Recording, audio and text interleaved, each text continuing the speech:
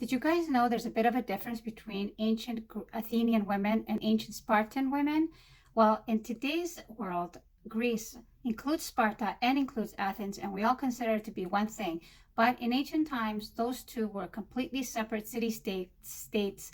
They had a separate culture. They had a separate way of doing things, and one of those things was in how they treated women. So let's look at let's look at the list.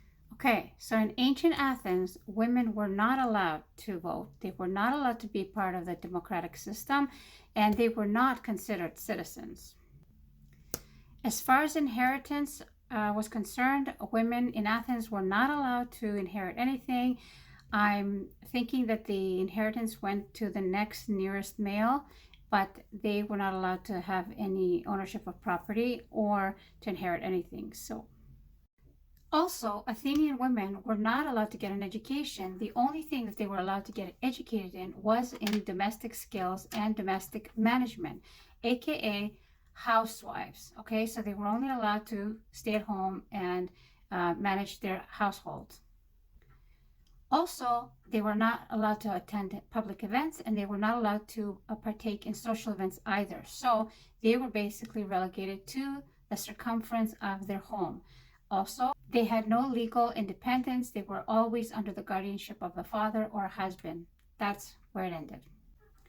On the other hand, Spartan women did have some rights. They did get a bit of an education, but their main objective for women in Sparta was to produce healthy, strong, capable warriors. They were not allowed to vote. They did not have a right to participate in the democratic process. And they were also allowed to instigate a divorce if there was something that they felt they needed to do. As far as inheritance was concerned, they were allowed to inherit if there was no male heir to the throne or to the family fortune or the homestead, but only in direct relation to their father.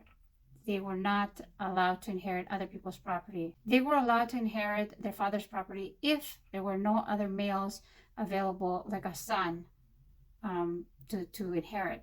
That's the only reason. And they were allowed to own property, obviously. Spartan women were expected to be physically healthy and strong in order to produce these strong warriors, and they were allowed a bit more of a leeway when it came to being outside of the home for the purpose of producing heirs.